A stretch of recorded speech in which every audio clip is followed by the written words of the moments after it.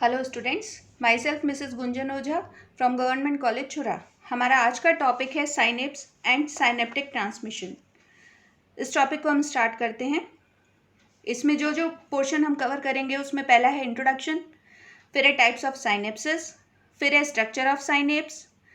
Structure of synapse में पढ़ेंगे हम प्री साइनेप्टिक स्ट्रक्चर, उसका क्लेफ्ट और पोस्ट साइनेप्टिक स्ट्रक्चर, फिर है इलेक्ट्रिकल इवेंट्स या फिर जिसको हम कह सकते हैं सिनेप्टिक ट्रांसमिशन। उसके बाद आएगा inhibition of synapse and properties of synapse. हम स्टार्ट करते हैं इंट्रोडक्शन से। तो बेसिकली हम साइनेप्स से समझते क्या हैं। साइनेप्स कौन सी जगह है? साइनेप्स है वो न्यूरॉन्स का जंक्शन जहाँ पर एक न्यूरॉन जो मैसेजेस लेकर के आ रहा है वो एक्सॉन के थ्रू, उसके टीलोडेंड्रिया के थ्रू उसके एंड पोर्शन पर आ गया है। जब उसके एंड पोर्शन का कनेक्शन नेक्स्ट न्यूरॉन के डेंड्राइट से होगा, बस वही जंक्शन वाली जगह जो है वो साइनेप्स कहलाती है। In most cases pre synaptic neurons forms terminal swellings, जहाँ पर टीलोडेंड्रिया खत्म होती है, एंड में स्वेलिंग बना लेता है, उसको साइनेप्टिक नॉब भी कहते हैं या फिर पोस्ट साइनेप्टिक न्यूरॉन का पार्ट भी कहा जाता है, जिसपे कि वो नॉब या वो स्वेलिंग उपस्थित है। इसका डायमीटर लगभग 0.5 से 2 माइक्रोन तक का होता है और इसके अंदर कुछ केमिकल्स भरे होते हैं जिसे हम कहते हैं न्यूरोट्रांसमीटर्स, और यही जो है न्यूरोट्रांसमीटर केमिकल कंडक्शन करता है और इस कंडक्शन को पोस्ट न्यूरॉन रिसीव करके आगे इलेक्ट्रिकल इम्पल्सेस में कन्वर्ट करके और ट्रांसमिशन करता है। अब यहाँ पर हम स्टार्ट करते हैं टाइप्स ऑफ साइनेप्सिस। हमने वहाँ पर देखा था 2 टाइप हैं साइनेप्सिस के, एक एनाटॉमिकल और दूसरा फिजियोलॉजिकल। यहाँ पर हम एनाटॉमिकल साइनेप्सिस देखते हैं। एनाटॉमिकल साइनेप्सिस में सबसे पहला है एक्सोडेंड्राइटिक। यहाँ पर नाम से हम समझेंगे कि ये कौन सा वाला है। एक्सोडेंड्राइटिक का मतलब होता है यहाँ पर एक्सॉन और डेंड्राइट का कनेक्शन होगा, प्री साइनेप्टिक का एक्सॉन और पोस्ट का यानी दूसरे वाले न्यूरॉन का एक्सॉन वाला पोर्शन। ये सबसे कॉमन पाया जाने वाला कनेक्शन है, साइनेप्स है, जो कि नॉर्मल मोटर न्यूरॉन में, ह्यूमन में भी मिलता है। ये कनेक्शन आप देख सकते हैं, ये कहलाता है एक्सोडेंड्राइटिक। ये पोस्ट साइनेप्टिक न्यूरॉन का एक्सॉन वाला रीजन है, उसकी एंडिंग, और इस वाले न्यूरॉन का डेंड्राइटिक स्ट्रक्चर है। तो ये जो जंक्शन बना है ये एक्सोडेंड्राइटिक। अगला है एक्सोसोमेटिक। जैसा कि नाम से समझ में आ रहा है, पहले वाले का एक्सॉन और दूसरे वाले का सोमा यानी कि सेल बॉडी, ये सब हम टिश्यूज में पढ़ चुके हैं। ये वाला कनेक्शन होगा तो ये कहलाएगा एक्सोसोमेटिक। जैसा कि यहाँ पर आप देख सकते हैं, ये एक्सॉन है, ये एक्सॉन की एंडिंग है और ये सेल बॉडी है, पोस्ट वाले की सेल बॉडी है। इस तरीके का ये जो कनेक्शन है ये कहलाएगा आपका एक्सोसोमेटिक। ये कहाँ मिलेगा? ये मिलेगा motor neurons of spinal cord और ऑटोनॉमिक नर्वस सिस्टम के गैंग्लियास के अंदर ये आपको मिलेगा। तीसरा है एक्सोएक्सोनिक। यहाँ पर क्या होगा? एक्सॉन का कनेक्शन एक्सॉन के साथ में, ये वाला कनेक्शन आप देख सकते हैं यहाँ पर ये एक्सॉन हिलॉक का या इनिशियल सेगमेंट है। ये भी हम पढ़ चुके हैं हिस्टोलॉजी में कि ये एक्सॉन हिलॉक या फिर इनिशियल सेगमेंट कहलाता है। इसके ऊपर कनेक्शन है किसी दूसरे आने वाले एक्सॉन के एंडिंग का, ये टीलोडेंड्रियन यहाँ पर उपस्थित है। इस तरीके का ये जो कनेक्शन है ये कहलाएगा एक्सोएक्सोनिक। उसके बाद अगला है डेंड्रोडेंड्राइटिक। यहाँ पर क्या है?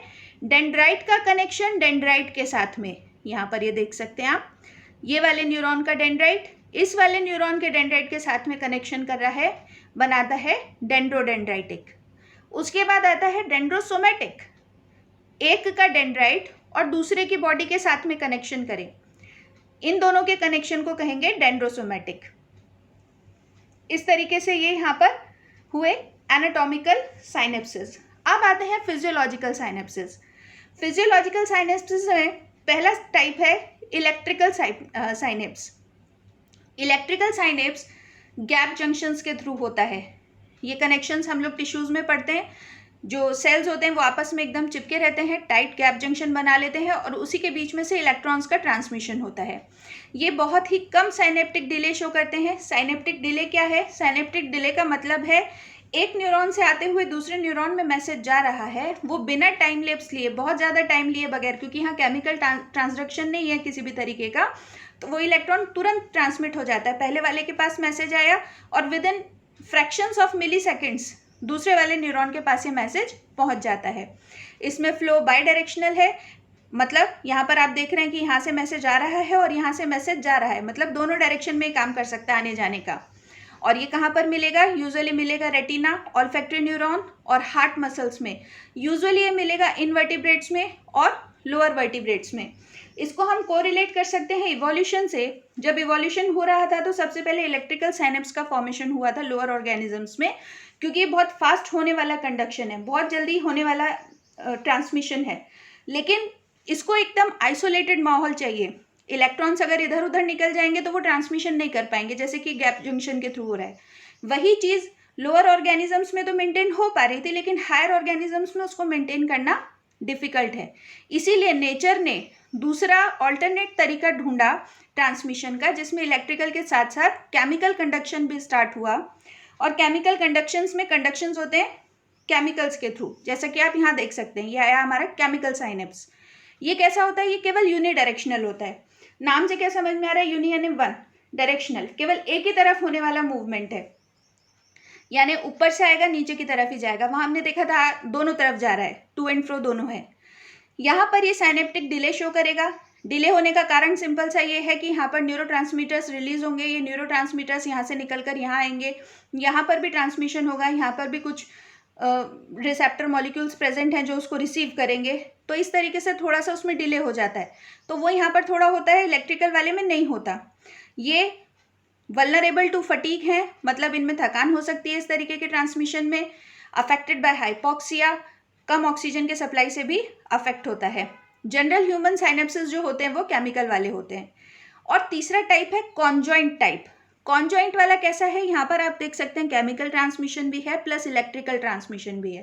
दैट मीन्स इस तरीके का साइनेप्स वहाँ पर होता है जहाँ पर दोनों तरीके के ट्रांसमिशन हो सकते हैं, केमिकल के थ्रू भी और इलेक्ट्रिकली भी। ये मिलेगा आपको लेटरल वेस्टिबुलर न्यूक्लियस में। इसके बाद आता है हमारा next portion, structure of synapse. यहाँ पर टाइप्स ऑफ साइनेप्स पढ़ा, अब आता है अगला हमारा स्ट्रक्चर ऑफ साइनेप्स।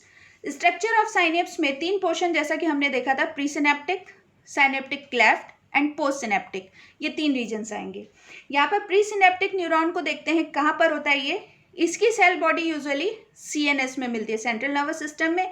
और एक्सॉन जो है वो एंड स्वेल बना लेता है, सोलन बना लेता है, जिसको हम कहते हैं टर्मिनल बटन्स। इस नॉब वाले हिस्से के अंदर बहुत सारी माइटोकॉन्ड्रिया होती है। माइटोकॉन्ड्रिया का मतलब है वहाँ पर ATP सिंथेसिस ज़बरदस्त चल रहा है। ATP सिंथेसिस का मतलब है वहाँ पर एक्टिव सिंथेसिस का काम चल रहा है और वो न्यूरोट्रांसमीटर्स के निर्माण करने में सहायता करेगा। उसी एरिया में बहुत सारे वेसिकल्स का निर्माण होता है। छोटे क्लियर सिनेप्टिक वेसिकल्स बनेंगे जिनके अंदर एसिटाइलकोलिन, ग्लाइसिन, गाबा या ग्लूटामेट हो सकता है। स्मॉल वेसिकल्स जिसका डेंस कोर रहेगा उसके अंदर रहेंगे न्यूरोपेप्टाइड्स। और जो लार्ज वेसिकल्स रहेंगे वो माइग्रेट डाउन करते हैं एक्सॉन के थ्रू।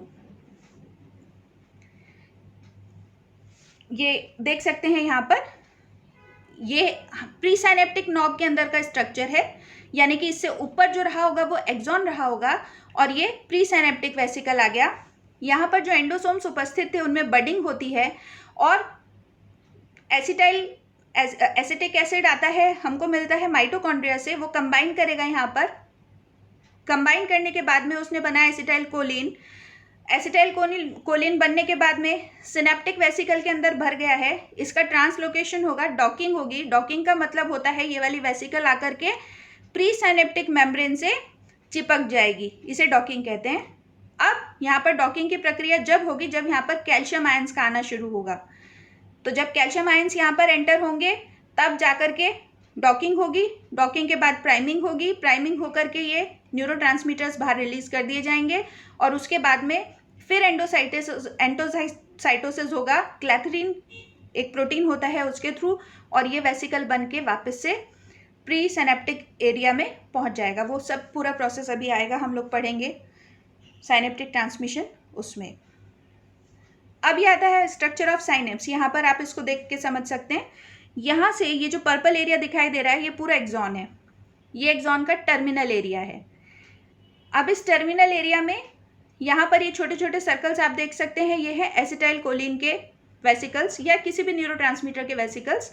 और इस वेसिकल का टीएस है यहाँ पर ये, और ये छोटे छोटे डॉट जो है वो है न्यूरोट्रांसमीटर्स। यहाँ पर आप देख सकते हैं ये सोडियम पोटेशियम पंप है, इस जगह पर लगा हुआ दिखाई दे रहा है।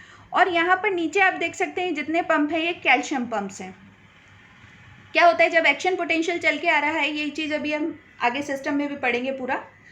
जब यहाँ से एक्शन पोटेंशियल चलकर आ रहा है तो सबसे पहले वो यहाँ पर इन पंप्स को एक्टिवेट करेगा, सोडियम पोटेशियम पंप को। सोडियम पोटेशियम पंप एक्टिवेट होने के कारण से यहाँ पर डीपोलराइजेशन होगा। जैसे ही यहाँ डीपोलराइजेशन होगा, ये जितने कैल्शियम चैनल्स हैं वो एक्टिवेट हो जाएंगे। जब कैल्शियम चैनल्स एक्टिवेट होंगे तो कैल्शियम अंदर की तरफ मूव करेगा, ईसीएफ से, एक्स्ट्रा सेल्यूलर फ्लूइड से बाहर की तरफ से यहाँ पर प्री सिनेप्टिक वेसिकल्स के अंदर मूव कर जाएगा। जब वो यहाँ अंदर मूव करेगा तो वहाँ पर जो अभी हमने स्ट्रक्चर देखा था, डॉकिंग, प्राइमिंग, वो सब होगा। यहाँ पर कंप्लीट होने के बाद में वो वेसिकल यहाँ पर आकर इस दीवार से चिपकेगी, बर्स्ट होगी, न्यूरोट्रांसमीटर को क्लेफ्ट में, जो खाली जगह आपको दिखाई दे रही है, जो लाइट वाला स्ट्रक्चर दिखाई दे रहा है, ये साइनेप्टिक क्लेफ्ट है, इस क्लेफ्ट में रिलीज होगी और ये न्यूरोट्रांसमीटर रिलीज ले लिया जाएगा। यहाँ पर ये जो रिसेप्टर्स हैं उन रिसेप्टर्स के द्वारा, ये कोई भी स्ट्रक्चर हो सकता है। पोस्ट साइनेप्टिक स्ट्रक्चर में ये अगर मसल के साथ में है तो यहाँ पर न्यूरोमस्कुलर जंक्शन होगा, तो यहाँ पर मसल होगी, या फिर ये किसी ग्लैंड के थ्रू, या फिर ये किसी भी दूसरे इफेक्टर ऑर्गन के साथ में कनेक्शन हो सकता है। अब यहाँ पर जो है ये रिसेप्टर्स जो हैं वो हम अभी आने वाले टाइम में आगे देखेंगे, पोस्ट सिनेप्टिक रीजन में क्या क्या चीज़ होती है, कौन उसको रिसीव करेगा। तो ये मैसेज यहाँ पर रिसीव कर लिया जाता है और जैसे यहाँ पे रिसीव किया जाता है वैसे फिर इसको भी आगे कंडक्ट किया जाता है, जैसे मैसेजेस ऊपर से चल के यहाँ पर आए और यहाँ के बाद फिर वो और आगे कन्वे होंगे। ये है स्ट्रक्चर ऑफ साइनेप्स। अब देखते हैं सिनेप्टिक क्लेफ्ट क्या है। क्लेफ्ट वही आपको छोटा सा एक रीजन जो दिखाया था वही क्लेफ्ट है। उसकी जो विड्थ है वो 20 से 40 नैनोमीटर्स हो सकती है और इसके अंदर एक्स्ट्रा सेल्यूलर फ्लूइड भरा रहता है। इस रीजन में ग्लाइकोप्रोटीन्स और माइक्रोट्यूबुलर स्ट्रक्चर्स उपस्थित होते हैं। पोस्ट साइनेप्टिक मेम्ब्रेन में इसमें रिसेप्टर्स होते हैं, जैसा कि अभी आपको पिछले वाले स्ट्रक्चर में यहाँ पर दिखाया हमने, ये रिसेप्टर्स उपस्थित हैं यहाँ पे। इस रिसेप्टर्स में दो तरीके के चैनल हो सकते हैं, या तो आयन चैनल्स हो, उन आयन चैनल्स के थ्रू सोडियम, पोटेशियम या फिर क्लोराइड का मूवमेंट होगा। जहाँ सोडियम का मूवमेंट होगा, जहाँ सोडियम पंप उपस्थित होगा, सोडियम का इन्फ्लक्स होगा, वो कहलाएगा आपका पॉजिटिव वाला या एक्साइटेटरी मूवमेंट। और जहाँ पर पोटेशियम और क्लोराइड का होगा वहाँ पर इनहिबिटरी तरीके का मूवमेंट होगा, इनहिबिटरी चैनल से स्टार्ट होंगे। अब यहाँ पर कुछ मेम्ब्रेन बाउंड एंजाइम दिखा रहे हैं, उनका एक्टिवेशन होता है। और ये मेम्ब्रेन बाउंड दो तरीके के एंजाइम्स हो सकते हैं, या तो वो इंटीग्रल हो सकता है, उस मेम्ब्रेन के अंदर बिल्कुल परमानेंट धंसा हुआ, चिपका हुआ, या फिर वो हो सकता है जी प्रोटीन के थ्रू फंक्शन करने वाला एंजाइम हो। अब सिंगल मोटर न्यूरॉन के ऊपर करीब 2000 साइनेप्टिक नॉब उपस्थित होते हैं उसके सोमा पर, यानी उसकी सेल बॉडी पर, और करीब 8000 उसके डेंड्राइट पर उपस्थित होते हैं। कहने का मतलब एक सिंगल मोटर न्यूरॉन पर करीब करीब 10,000 साइनेप्टिक नॉब उपस्थित हो सकते हैं। इसका मतलब वो करीब करीब 10,000 न्यूरॉन्स के साथ में बातें कर सकता है एक समय में। अब देखते हैं इलेक्ट्रिकल इवेंट्स, यहाँ पे क्या क्या चेंजेस हो रहे हैं। सबसे पहले रिलीज ऑफ न्यूरोट्रांसमीटर हो रहा है, जैसा कि आपको वहाँ पर मैंने अभी दिखाया था। इस स्ट्रक्चर में एक्शन पोटेंशियल चल के आ रहा है, ये एक्शन पोटेंशियल चल के आ रहा है यहाँ पर, इस जगह पर वो एक्शन पोटेंशियल यहाँ तक चलेगा। यहाँ पर सोडियम पंप एक्टिवेट होगा और सोडियम पंप एक्टिवेट होने के कारण से ये जो पूरी बाहर की मेम्ब्रेन दिखाई दे रही है, इसमें से सोडियम का मूवमेंट अंदर स्टार्ट हो जाएगा, ये कहलाएगा डीपोलराइजेशन। अब डीपोलराइजेशन हो जाने के बाद में यहाँ पर calcium move from ECF to presynapse, calcium का मूवमेंट स्टार्ट हो जाएगा। अगला स्टेप रहेगा development of EPSP and IPSP. अब ईपीएसपी और आईपीएसपी क्या है? ईपीएसपी का मतलब है एक्साइटेटरी पोस्ट साइनेप्टिक पोटेंशियल और आईपीएसपी का मतलब है इनहिबिटरी पोस्ट साइनेप्टिक पोटेंशियल। अब एक्साइटेटरी पोटेंशियल जब आएगा जब वहाँ पर एक्साइट करने वाले न्यूरोट्रांसमीटर्स आएंगे, मतलब किसी चीज़ को एक्टिवेट करने वाले, और जब उस तरीके के वहाँ पर न्यूरोट्रांसमीटर्स आएंगे तब अकॉर्डिंगली वो लोग चैनल को खोलेंगे। अगर यहाँ पर ईपीएसपी डेवलप होगा उसका मतलब है वहाँ पर सोडियम चैनल खुलेगा। सोडियम चैनल खुलेगा तो एक्साइटेटरी पोस्ट साइनेप्टिक पोटेंशियल वहाँ पर डेवलप होगा, या फिर क्लोराइड का या पोटेशियम का चैनल खुलेगा तो वहाँ पर inhibitory post synaptic potential generate होगा।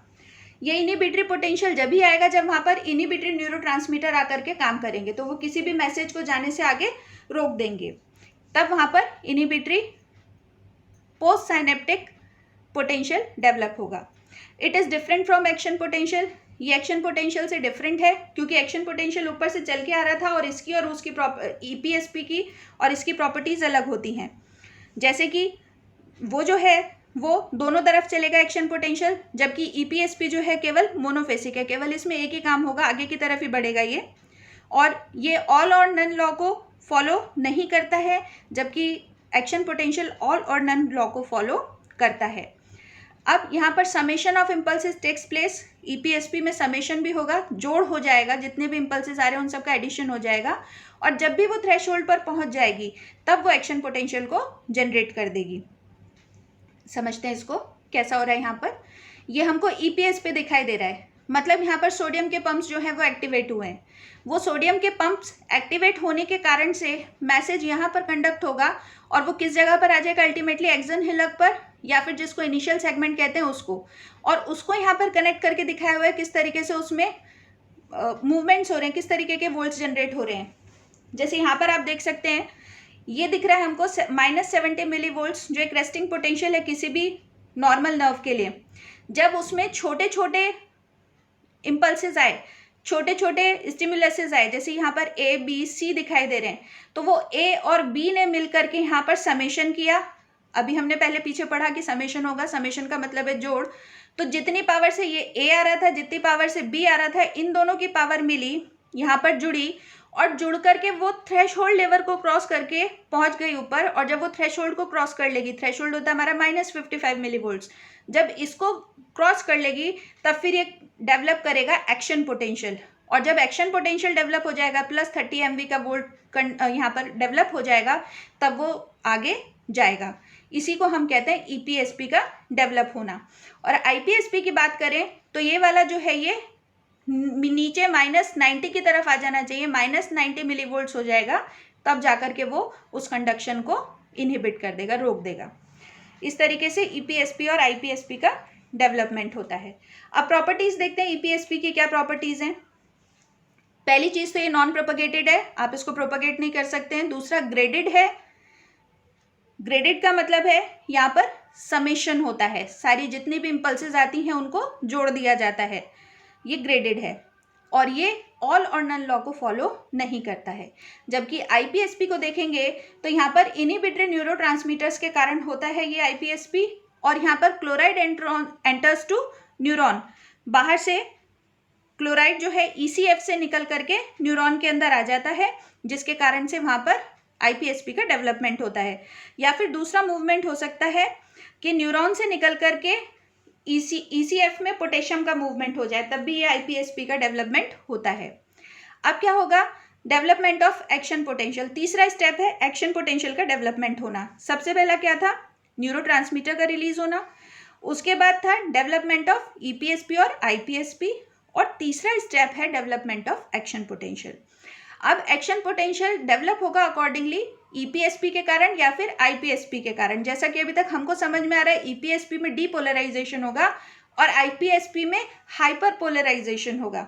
और जैसा भी मैसेज ये लेकर के आएंगे साइटोन के पास, सोमा के पास या सेल बॉडी के पास में, अकॉर्डिंगली मैसेज जो है वो एक्सॉन हिलक के पास भेज दिया जाएगा, यानी वो रीजन जहाँ पर के पोटेंशियल डेवलप होता है, और फिर मैसेज आगे कन्वे होगा। इस तरीके से ईपीएसपी से या आईपीएसपी से एक्शन पोटेंशियल का जनरेशन होता है। अगला है removal of neurotransmitter. Once message एक बार कन्वे हो गया, पोस्ट साइनेप्टिक न्यूरॉन के पास आ गया, अब उसके बाद क्या, अगर वो ओपन खुला ही रहेगा तो वो मैसेज एक तरफ आता ही जाएगा, तो उस चीज़ को रोकना है, कंट्रोल करना है, बंद करना है। तो वो कैसे होगा, chemical transmission is over, post synaptic receptor need to be cleared by degrading or recycling back neurotransmitter. या तो उसको तोड़ दें, जैसे एसिटाइल कोलिन अगर आता है तो उसको ब्रेक डाउन कर दिया जाता है acetyl coenzyme A plus choline में, और फिर वो रिसाइकल बैक हो जाते हैं प्री साइनेप्टिक नॉब में जाकर। इस तरीके से इन चारों स्टेप्स पे जाकर के कंप्लीट होता है हमारा इलेक्ट्रिकल इवेंट, या जिसको हम कह सकते हैं कि यहाँ पर प्रोसेस कंप्लीट हो गया ट्रांसमिशन का। अब है इनहिबिशन ऑफ नर्व इम्पल्स। अब नर्व इम्पल्स को रोकने के लिए क्या क्या सिस्टम्स होते हैं? सबसे पहले है प्री सिनेप्टिक इनिबिशन, फिर है पोस्ट सिनेप्टिक इनिबिशन। या तो पहले वाले लेवल पे रुक जाए या सेकंड लेवल पे रुक जाए, या फिर फीडबैक इनिबिशन हो सकता है, या फिर फीड फॉरवर्ड इनिबिशन हो सकता है। तो प्री सिनेप्टिक इनिबिशन किस तरीके से होगा? बाय ओपनिंग क्लोराइड और पोटेशियम चैनल, जो अभी तक हम पढ़ते आ रहे हैं। बजाय डिपोलराइजेशन के आप साइटोन के अंदर हाइपर पोलराइजेशन करा दीजिए, क्लोराइड के और पोटेशियम के पंप्स चालू कर दीजिए। जहां क्लोराइड और पोटेशियम के पंप्स चालू होंगे वहां पर कैल्शियम का अंदर आना बंद हो जाएगा। जब अंदर आना कैल्शियम का बंद हो जाएगा तो वो, अगर आपको याद हो, डॉकिंग, प्राइमिंग, जो सब कुछ स्टार्टिंग में हमने पढ़ी थी, वो सारे प्रोसीजर रुक जाएंगे। जब वो सारे प्रोसीजर रुक जाएंगे तो ट्रांसमिशन आगे होगा ही नहीं। बिल्कुल इसी लॉजिक पर काम करती हैं सीडेटिव्स और एंटी डिप्रेसेंट्स, जो दवाइयाँ दी जाती हैं डिप्रेशन के अगेंस्ट और नींद की जो दवाइयाँ दी जाती हैं वो यही काम करती हैं। इस पंप को ब्लॉक करके, कैल्शियम चैनल को रोक करके, और जो एक मैसेज ब्रेन को मिले जा रहा है अलर्ट रहने का, उसको वो वीक डाउन कर देती हैं। फिर है post synaptic inhibition. Post synaptic inhibition किस प्रकार से होगा? पोस्ट साइनेप्टिक इनिबिशन होगा आईपीएसपी के डेवलपमेंट से। कैसे? डायरेक्ट बाय डेवलपमेंट ऑफ आईपीएसपी, और दूसरा है इनडायरेक्ट, जब post synaptic membrane refractive period में हो। रिफ्रैक्टिव पीरियड क्या है? रिकवर करने वाला पीरियड। रिकवर करने वाला पीरियड मतलब एक स्टिमुलस आया था, उसने उसको रिस्पॉन्ड किया। अब अगर कंटिन्यूएशन में उसको मैसेज मिलता ही जाएगा तो उसको आगे वर्क करना मुश्किल हो जाएगा। तो इसलिए एक छोटा सा पीरियड ऐसा आएगा जब वो खुद को रिकवर करेगा पिछले आए हुए स्टिमुलस से, और नेक्स्ट वाले के लिए अपने आप को रेडी करेगा। इसके बाद आता है फीडबैक इनिबिशन। फीडबैक इनिबिशन देखने के लिए मिलेगा हमको रेनशॉ न्यूरॉन में। इसको हम समझते हैं यहाँ पर। ये फीडबैक न्यूरॉन, ये जो रेनशॉ न्यूरॉन है, ये रेनशॉ न्यूरॉन यहाँ पर इस वाले न्यूरॉन के कोलेटरल से मैसेज मिलता है उसको। ये वाला एक्सॉन, ये कोलेटरल पोर्शन, इसको एक्टिवेट कर रहा है रेनशॉ न्यूरॉन को, और ये रेनशॉ न्यूरॉन जाकर के खुद अपने ही न्यूरॉन को जिससे वो एक्टिवेट हो रहा था उसको रोक देगा, इनहिबिट कर देगा। ये यूजुअली रेनशॉ न्यूरॉन्स जो हैं उपस्थित होते हैं वेंट्रल हॉर्न में स्पाइनल कॉर्ड के, और ये इस तरीके का इनिबिशन करके खुद की एक्टिविटी को रोक लेते हैं। लास्ट है फीड फॉरवर्ड इनिबिशन, जो कि सेरिबेलम में मिलेगा। अब सेरिबेलम का इसका स्ट्रक्चर देखते हैं। यहाँ पर हम देख सकते हैं ये है ग्रेन्यूल सेल। ये ग्रेन्यूल सेल पुर्किंजे सेल और बास्केट सेल दोनों का निर्माण करते हैं। मतलब एक साइड तो इससे ये अटैच्ड है कि जो इन दोनों के निर्माण में सहायता कर रही है, लेकिन वहीं पर ये पुर्किंजे सेल और बेसल सेल जो हैं, बास्केट सेल, सॉरी, ये दोनों सेल जो है, ये बास्केट सेल पुर्किंजे के फंक्शन को रोकती है। फिर से एक बार बता रही हूँ, ग्रेन्यूल सेल सिंथेसाइज करेगा पुर्किंजे सेल और बास्केट सेल। इन दोनों को एक्टिवेट करने के लिए ग्रेन्यूल सेल की आवश्यकता है, लेकिन बास्केट सेल पुर्किंजे सेल के फंक्शन को रोक देती है। ये कहलाता है फीड फॉरवर्ड इनिबिशन। मतलब इसको एक्टिवेट करने के लिए भी आवश्यकता है, एक तरफ पॉजिटिव नेटवर्क भी है और उसी को रोकने के लिए नेगेटिव नेटवर्क भी उधर ही उपस्थित है। मतलब ये एक्साइटेटरी भी काम करेगा और इनिबिटरी भी काम करेगा, दोनों तरीके का काम करेगा। अब इनिबिशन का फायदा क्या है? नर्व इम्पल्स को रोक देने का फायदा क्या है? तो ये रेस्ट्रिक्ट करती है मसल्स को और न्यूरॉन्स को एक्सेसिव इम्पल्सेस को कट ऑफ करने के लिए और अपना वर्क प्रॉपर्ली करने के लिए। एक्सेसिव इम्पल्स, अननेसेसरी वेग इम्पल्सेस को आगे जाने से रोकती हैं और प्रॉपर वर्क करने के लिए इंस्पायर करती हैं। अब देखते हैं प्रॉपर्टीज ऑफ साइनेप्स। अब प्रॉपर्टीज ऑफ साइनेप्स में सबसे पहले प्रॉपर्टी है वन वे कंडक्शन। जैसा कि हम देखते चले आ रहे हैं अभी तक, वन वे कंडक्शन है। यहाँ पर केमिकल कंडक्शन की बात कर रहे हैं या केमिकल ट्रांसमिशन की बात कर रहे हैं, तो वो केमिकल ट्रांसमिशन एक ही तरफ पर होगा। ऊपर वाले साइनेप्स से मैसेज आएगा तो वो पोस्ट वाले के पास ही जाएगा, पोस्ट वाला प्री को नहीं दे सकता है। तो इस तरीके से हम देखते हैं कि ये जो एक्सॉन का नॉब है, प्री सिनेप्टिक का एक्सॉन का नॉब एक वॉल्व के जैसे काम करता है, जो केवल एक ही डायरेक्शन में मैसेज देगा, न्यूरोट्रांसमीटर को छोड़ करके केवल पोस्ट साइनेप्टिक में ही मैसेज देगा। ये फॉलो करता है law of dynamic polarity. That means केवल एक ही जगह मूवमेंट होगी, एक ही पोलैरिटी पर मूवमेंट होगा। उसके बाद आता है सेकेंड प्रॉपर्टी, साइनेप्टिक डिले। अब साइनेप्टिक डिले क्या है, जिसको हम लोग पहले भी डिस्कस कर चुके हैं। साइनेप्टिक डिले है बेसिकली प्री से पोस्ट में आने वाले इम्पल्सेस के बीच में जो टाइम लैप्स होता है, जो गैप होता है, उसको कहते हैं साइनेप्टिक डिले। अब वो साइनेप्टिक डिले होने का क्या कारण होता है, वही कि पहले वाले से मैसेज आना, पहले न्यूरॉन के नॉब पर मैसेज आना, वहाँ पर उसका डीपोलराइज होना नॉब का, फिर न्यूरोट्रांसमीटर बनना, फिर न्यूरोट्रांसमीटर रिलीज होना, उसमें लगने वाला टाइम, फिर रिलीज होने के बाद उसको एक्सेप्टर मॉलिक्यूल्स एक्सेप्ट करें, उसका टाइम, और पूरा जो टाइम उसने ट्रैवल किया है ऊपर से लेकर नीचे तक आने में, उसे कहते हैं synaptic delay. And it is about 0.5 milliseconds, 0.5 milliseconds. Next है समेशन। अभी समेशन हम लोग थोड़ा सा पहले देख चुके हैं, तो आपको अंदाजा आ गया होगा। ये क्या होता है, it is required for producing EPSP, excitatory potential develop करने में हेल्प करता है। इसको देखते हैं, ये यहाँ पर देख रहे हैं आप, ये है समेशन। दो तरीके के समेशन होते हैं, स्पाशियल और टेम्पोरल। स्पाशियल समेशन ऐसा है, हमने वहाँ पर देखा था जब हम EPSP के बारे में पढ़ रहे थे, तब हमने देखा था कि छोटे छोटे A और B के छोटे छोटे इम्पल्सेस आए थे, थोड़े थोड़े चेंजेस आए थे, और फिर वो समेशन उनका जोड़ होकर के फिर उन्होंने थ्रेशोल्ड को क्रॉस कर लिया था। बिल्कुल वही चीज़ यहाँ पर है। 1, 2 और 3, इन 3 न्यूरॉन से थोड़े थोड़े इम्पल्सेस यहाँ पर इसको मिल रहे हैं, थोड़े थोड़े मैसेजेस यहाँ पर आ रहे हैं, और जब वो मैसेजेस इनको मिल जाएंगे तो अकॉर्डिंगली जब -55 मिलीवोल्ट्स का थ्रेशहोल्ड अचीव कर लेगा ये, तभी तुरंत ये मैसेज उठाकर यहाँ से ट्रांसमिट कर देगा एक्सॉन हिलक पे, और फिर उसके बाद एक्सॉन हिलक जो है उसको आगे भेज देगा। और दूसरा है टेम्पोरल, ये टाइम के साथ होता है। ये अगर छोटे छोटे चेंजेस के साथ था तो ये टाइम के अकॉर्डिंग है। यहाँ पर एक ही न्यूरॉन में कितनी बार आकर के इनिशिएशन मिलेगा, उसके अकॉर्डिंगली जब वो थ्रेशोल्ड को क्लियर कर लेगा, छोटे छोटे इनिशिएशन आकर के एक ही न्यूरॉन के थ्रू, एक ही एक्सॉन एंडिंग के थ्रू यहाँ पर इसको मिल रहे हैं, जब वो एक्साइट हो जाएगा तो वो ट्रांसमिट कर देगा एक्सॉन हिलॉक पे, और इस तरीके से वो आगे ट्रांसमिट कर दिया जाएगा। ये है लॉ ऑफ समेशन, या फिर बोले प्रॉपर्टी ऑफ साइनेप्स, जिसको हम समेशन कह रहे हैं। उसके बाद अगला है कॉन्वर्जेंस और डाइवर्जेंस। इसको देखते हैं, इसको समझते हैं क्या है कॉन्वर्जेंस और डाइवर्जेंस। कॉन्वर्जेंस है, यहाँ पर आप देख सकते हैं, कॉन्वर्ज का मतलब होता है इकट्ठा हो जाना, और डाइवर्ज का मतलब होता है फैल जाना।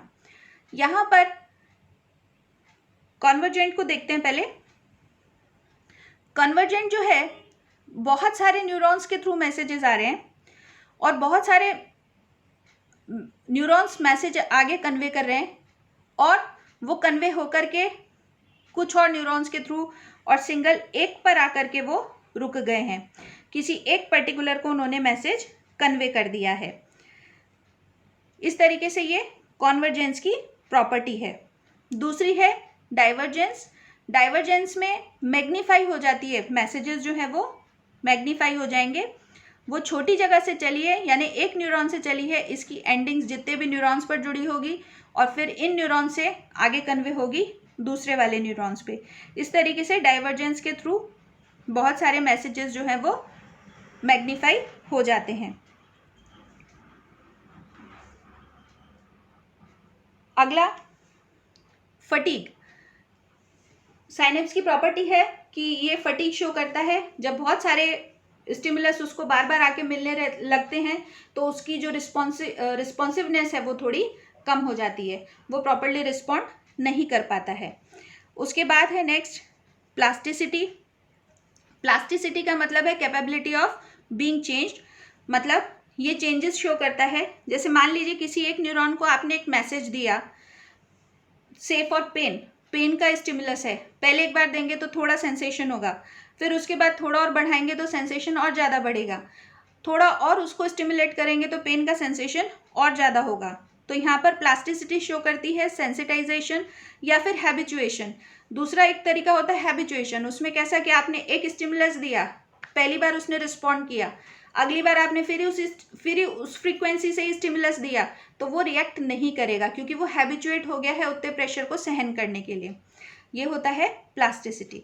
उसके बाद लास्ट है इफेक्ट ऑफ एसिडोसिस। साइनेप्स के ऊपर एसिडोसिस का इफेक्ट पड़ता है। यहाँ पर पोटेशियम आयन का कॉन्सेंट्रेशन जो बहुत ज़्यादा अगर बढ़ जाता है ब्लड के अंदर, तो वो ब्रेन में फटीग पैदा कर देता है। Seat of fatigue is brain. और जब दिमाग थक जाता है तो फिर वो आगे कंडक्शंस जो है, वो साइनेप्सिस जो है वो प्रॉपर फंक्शन नहीं कर पाती है। That's all for today. Thank you.